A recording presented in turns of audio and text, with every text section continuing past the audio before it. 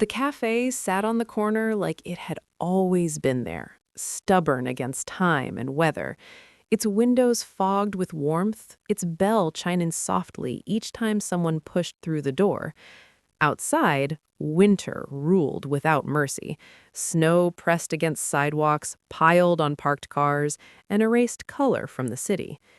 Inside, life continued in hushed tones, clinking cups, low music, tired conversations. Ethan Walker sat alone at the same table he chose every morning. Always the corner, always by the window. His coffee had gone cold. Again. He hadn't noticed. He rarely did. He came here before work not because he enjoyed it, but because it reminded him of something he had lost. 2 winters ago, his wife, Naomi, had kissed him goodbye at the door, complaining about the ice on the roads. She joked that he worried too much. Her car never made it past the 3rd intersection. Since that day, mornings had become something to endure rather than live. The cafe was one of the few places where the silence didn't feel as loud. Ethan stared out the window, watching snow fall in thick, careless flakes. He wasn't thinking of anything in particular, just drifting through memories he couldn't shut off. Then, a small voice cut through the fog in his mind. "Excuse me, sir?" He flinched, startled by the sound of someone speaking directly to him. Standing beside his table was a woman holding a little boy. The child couldn't have been more than 3 or 4. He was bundled in a jacket that looked too thin for the weather, his cheeks red from the cold. One of his gloves was blue, the other was black. The woman's coat had seen too many winters. The fabric was worn at the elbows, the seams tired. Her hair was pulled back in a loose knot, strands falling out as if she hadn't had the energy to fix them.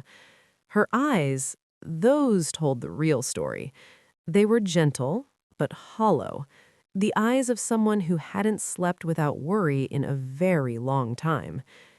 "Can we sit here?" she asked quietly, "just for a few minutes?" There were other empty tables, plenty of them. Ethan hesitated. He wasn't used to being approached. People didn't usually see him, just the empty chair across from him. Before he could answer, the little boy shivered and pressed his face into the woman's chest. Ethan felt something twist inside him. "Yes," he said finally, his voice rough from disuse. "You can sit." She exhaled like she'd been holding her breath for miles. "Thank you." They sat across from him. The boy peeked up at Ethan with cautious curiosity, then looked at the snow again, pressing his nose to the glass. The waitress approached, her smile polite but guarded. "Can I get you something?" she asked the woman.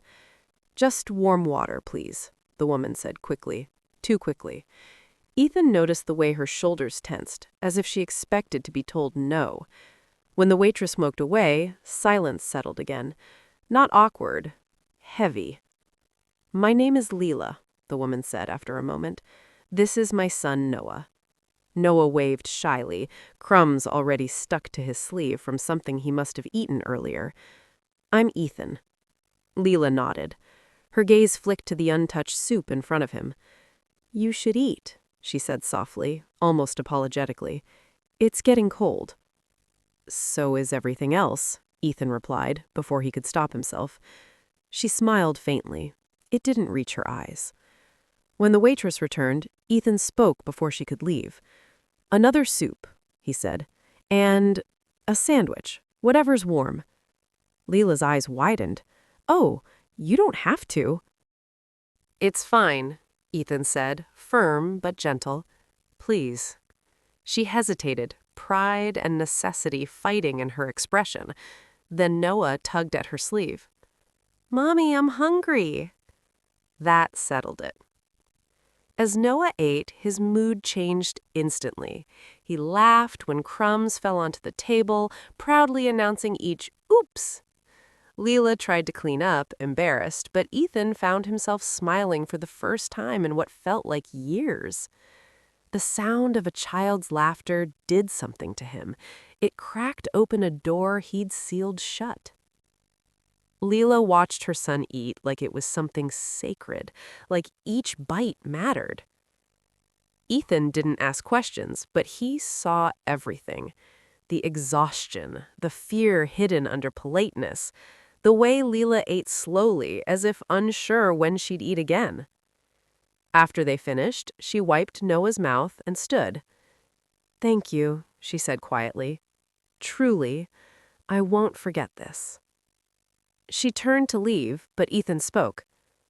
"Do you have somewhere warm to go?" She froze. For a moment, she looked like she might lie.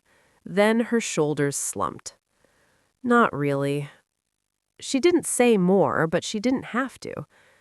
Leela told him pieces, not the whole story, just fragments. She'd lost her job cleaning offices when the company downsized. Her savings disappeared fast. Shelters were full. Friends had their own struggles. Her landlord had given her 5 days. "I'll figure it out," she said, forcing a smile that cracked at the edges. "I always do." Ethan reached into his wallet and placed money on the table. Not dramatically, just enough to matter. "For tonight and tomorrow." Her hands shook as she picked it up. "Thank you," she whispered. "I promise I'll pay it back." He shook his head. "You don't owe me anything." That night, Ethan lay awake longer than usual. He thought of Noah's mismatched gloves, of the way Leela watched every bite her son took, of how close she had been to walking back into the snow. The next morning, he returned to the cafe earlier than usual. And there they were. Lila looked cleaner, her hair neatly tied. Noah was laughing at his reflection in the glass.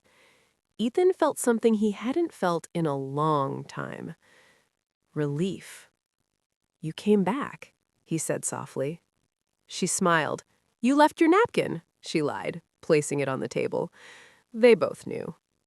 Over the next weeks, the cafe became a quiet promise. Lila found part-time work at a daycare. Ethan helped her fill out forms, make calls, navigate systems designed to exhaust people into giving up. Noah started calling him Mr. E. One morning, Lila sat at the table crying silently. The daycare had shut down. No notice, no severance.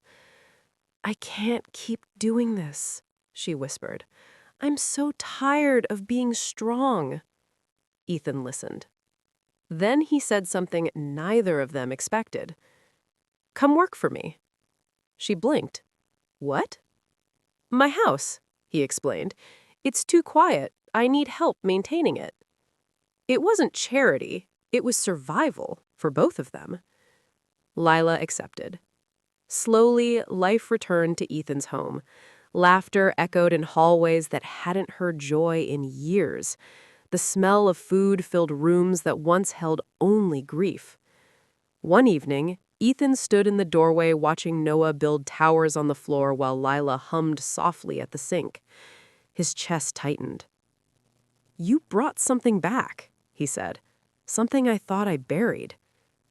Lila turned, tears filling her eyes. "So did you," she replied.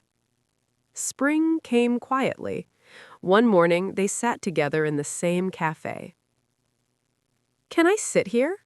Lila asked playfully. Ethan smiled, voice thick. "Only if you eat." Sometimes one question changes everything.